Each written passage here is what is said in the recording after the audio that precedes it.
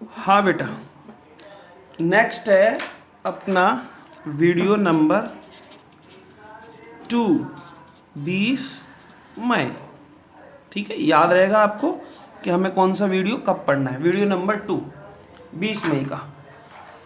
आज इससे पहले वाले वीडियो में हमने आपको तनु विलयन के लिए राउल्ट का नियम और उससे संबंधित न्यूमेरिकल मैंने कराए थे, वासुदाव अपेक्षिक अवनमन से रिलेटेड। अब मैं दूसरी अनुसंग गुणधर्म आपको पढ़ा रहा हूँ जो हमारे सिलेबस में है। दूसरा अनुसंग गुणधर्म वो है क्वथनांक उन्नयन, डेल टीवी। ये मैं आपको पढ़ाऊंगा, क्वथनांक उन्नयन, है ना। ELEVATION, elevation in boiling point. ये मेरी उन्नयन का मतलब होता है वृद्धि, एक दूसरा पर्यायवाची इसका। तो क्वथनांक उन्नयन यानी क्वथनांक में होने वाली वृद्धि, जिसको डेल टीवी से बताते हैं, जो एक अनुसंग गुणधर्म होता है जो विलयन में उपस्थित विलेय पदार्थ के मोलों की संख्या पर निर्भर करता है, जो हमें पढ़ना है। ठीक है, अनुसंग गुणधर्म। इसको पढ़ने से पहले हमें यह आना चाहिए कि क्वथनांक किसे कहते हैं, वो मैं आपको समझाता हूँ। क्वथनांक कि क्वथनांक होता क्या है, क्वथनांक की परिभाषा क्या है, क्वथनांक किसे कहा जाता है। तो सबसे पहले समझिए बॉइलिंग पॉइंट, क्वथनांक, फिर उसमें वृद्धि कैसे होती है वो बताएंगे। बॉइलिंग पॉइंट VP, क्वथनांक किसे कहते हैं। तो सुनिएगा, क्वथनांक किसी द्रव का क्वथनांक उसका वह बिंदु होता है। कोई भी द्रव है उसका क्वथनांक, बॉइलिंग पॉइंट उसका वह बिंदु है जहाँ द्रव का वाष्प दाब, जहाँ द्रव का वाष्प दाब वायुमंडल दाब के बराबर हो जाए, वो उसका बॉइलिंग पॉइंट कहलाएगा। तो किसी द्रव का क्वथनांक बिंदु, कोई भी द्रव है उसका बॉइलिंग पॉइंट उसका वह बिंदु है जब उस द्रव का वाष्प दाब वायुमंडल दाब के बराबर हो जाए, तभी वो उबलने लग जाता है, वही उसका क्वथनांक। पानी यानी वाटर का क्वथनांक 100 डिग्री सेल्सियस है, पानी 100 डिग्री सेल्सियस पर उबलता है। इसका मतलब है कि पानी यानी 100 डिग्री सेल्सियस पर उस पानी का वाष्प दाब वायुमंडल दाब यानी 1 बार या 1 ATM, जिसमें हम जीते हैं, हमारा वायुमंडल का दाब 1 बार या 1 ATM है। पानी 100 डिग्री सेल्सियस पर पानी का वाष्प दाब इस वायुमंडल दाब के बराबर हो जाता है, इसलिए पानी 100 डिग्री सेल्सियस पर उबलता है, वही उसका क्वथनांक होता है। आती है समझ में आपको। तो ये पानी का क्वथनांक, हर द्रव का क्वथनांक अलग अलग है। इसका मतलब हर द्रव का वाष्प दाब वायुमंडल दाब के बराबर जब हो जाता है तो ही उसका क्वथनांक आता है। क्लियर। अब क्वथनांक उन्नयन यानी क्वथनांक में होने वाली वृद्धि, ये कैसे होती है इसको समझते हैं। क्वथनांक उन्नयन, क्वथनांक में होने वाली वृद्धि किसे कहते हैं। सुनिए, जब किसी शुद्ध विलायक में, कोई भी शुद्ध विलायक जो होता है उसमें अवाष्पशील विलेय पदार्थ मिलाया जाता है।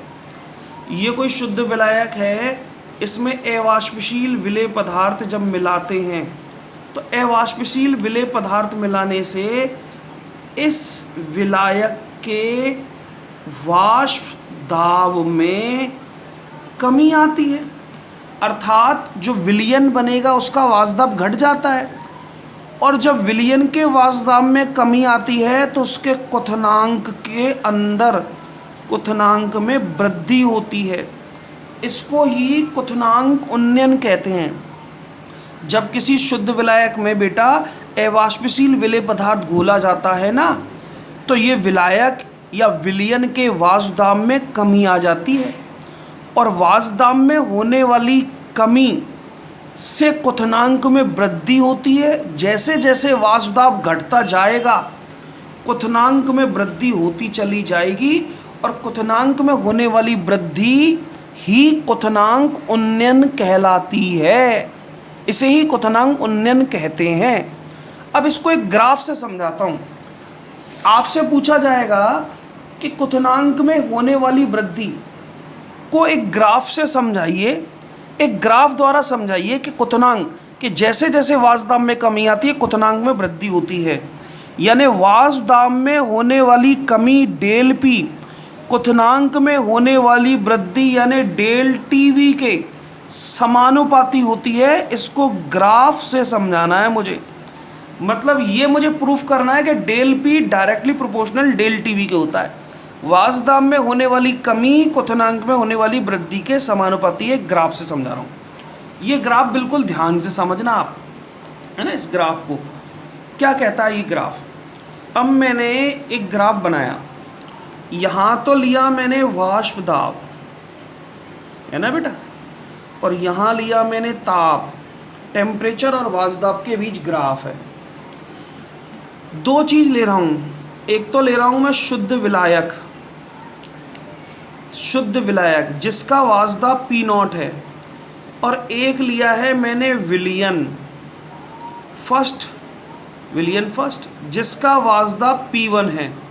इस विलयन के अंदर अवाष्पशील विलेय पदार्थ मिला हुआ है, ये याद रखो। ये शुद्ध विलायक है जिसका वाष्प दाब P नॉट है। विलयन फर्स्ट जिसके अंदर अवाष्पशील विलेय पदार्थ घोला है ना।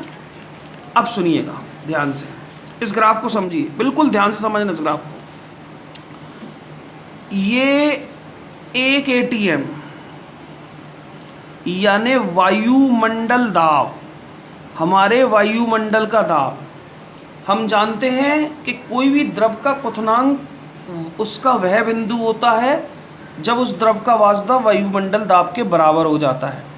तो कैसे समझेंगे कि टेम्परेचर बढ़ता गया बढ़ता गया बढ़ता गया बढ़ता गया बढ़ता गया बढ़ता गया बढ़ता गया बढ़ता गया, ताप बढ़ रहा है, वाष्प दाब में वृद्धि हो रही है क्योंकि वाष्प बन रही है।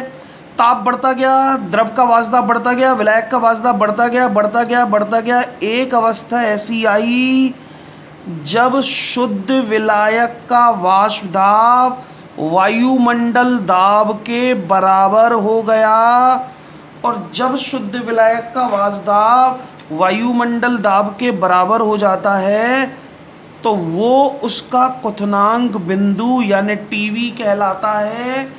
और इस समय जो वाष्प दाब आएगा वो पी नॉट आएगा जो कि शुद्ध विलायक का वाष्प दाब है, और टीवी शुद्ध विलायक का क्वथनांक बिंदु, शुद्ध विलायक का क्वथनांक, ठीक है। टीवी शुद्ध विलायक का क्वथनांक, क्यों? क्योंकि ये शुद्ध विलायक का वाष्प दाब वायुमंडल दाब के बराबर हो जाता है, वही उबलने लगता है। तो टीवी शुद्ध विलायक का क्वथनांक, पी नॉट शुद्ध विलायक का वाष्प दाब। ओके, अब ग्राफ समझते हैं। दूसरा पॉइंट ले रहा हूं मैं विलियन फर्स्ट का। विलियन फर्स्ट ध्यान से सुनिएगा। टेम्परेचर बढ़ता गया, ताप बढ़ रहा है, ग्राफ इधर खिसक रहा है, ऊपर जा रहा है, इधर खिसक रहा है, ऊपर जा रहा है। टेम्परेचर बढ़ता गया, विलयन उबलता गया, उसकी वाष्प बनती गई, वाष्प दाब बढ़ता गया बढ़ता गया बढ़ता गया बढ़ता गया बढ़ता गया बढ़ता गया बढ़ता गया बढ़ता गया बढ़ता गया बढ़ता गया बढ़ता गया, और एक अवस्था ऐसी आई जब विलयन का वाष्प दाब इस शुद्ध विलायक के वाष्प दाब से कम हो गया। ये देखिए बिंदु यहीं आ गया। इसको P1 यानी कि P1 जो है वो विलयन का वाष्प दाब है। ये विलयन का वाष्प दाब P1। अब ये तो विलयन का वाष्प दाब, अब ये विलयन अभी उबला नहीं है क्योंकि इसका क्वथनांक बिंदु तो तब होगा जब इसका वाष्प दाब वायुमंडल दाब के बराबर हो जाएगा, तभी ये उबलेगा, तभी उबलना चालू करेगा। अब इसके वाष्प दाब में कमी आ गई क्योंकि इसमें शुद्ध विलायक घोल रखा है, अवाष्पशील विलेय पदार्थ घोल रखा है। अब ये अपने टेम्परेचर को बढ़ाता जाएगा बढ़ाता जाएगा बढ़ाता जाएगा बढ़ाता जाएगा बढ़ाता जाएगा, और एक अवस्था ऐसी आएगी जब विलयन का वाष्प दाब वायुमंडल दाब के बराबर हो जाएगा। अब इसने इतना ताप में वृद्धि करी, इतना मैंने ताप बढ़ाया, तब जाके इसका वाष्पदाब वायुमंडल दाब के बराबर हुआ, और इसके संगत जो आता है उसको T1 और इसके संगत जो आता है उसे P1। आती है बात समझ में आपको? तो आप देख रहे हो कि जैसे जैसे अवाष्पशील विलेय पदार्थ घोलते हैं, ये Tv तो शुद्ध विलायक का वाष्पदाब था, T1 विलयन का वाष्पदाब, विलयन का ताप, ये विलयन का ताप यानी क्वथनांक, विलयन का ताप यानी क्वथनांक, और Tv शुद्ध विलायक का क्वथनांक। इसको कहते हैं डेल Tv यानी कि क्वथनांक में होने वाली वृद्धि। Tv यानी शुद्ध विलायक का क्वथनांक कम था, T1 यानी कि विलयन का क्वथनांक ज़्यादा है, तो विलायक का क्वथनांक कम, विलयन का ज़्यादा, क्योंकि विलयन में क्या घुला हुआ है? अवाष्पशील विलेय पदार्थ। तो मतलब क्या हुआ कि जब किसी शुद्ध विलायक में अवाष्पशील विलेय पदार्थ घोलते हैं तो उसके वाष्पदाब में तो कमी आती है, P1 से या P0 से P1 आया, वाष्पदाब में तो कमी आई है और क्वथनांक में वृद्धि हुई है, यानी कि वाष्पदाब में होने वाली कमी क्वथनांक में होने वाली वृद्धि के समानुपाती होती है। इसका मतलब क्वथनांक में होने वाली वृद्धि और इसका मतलब वाष्पदाब में होने वाली कमी, यानी वाष्पदाब में होने वाली कमी क्वथनांक में होने वाली वृद्धि के समानुपाती होती है। इसको ही हम प्रूफ करना चाह रहे हैं। आती समझ में आपको? तो वाष्पदाब में होने वाली कमी क्वथनांक में होने वाली वृद्धि के समानुपाती होती है, इस ग्राफ से समझेंगे।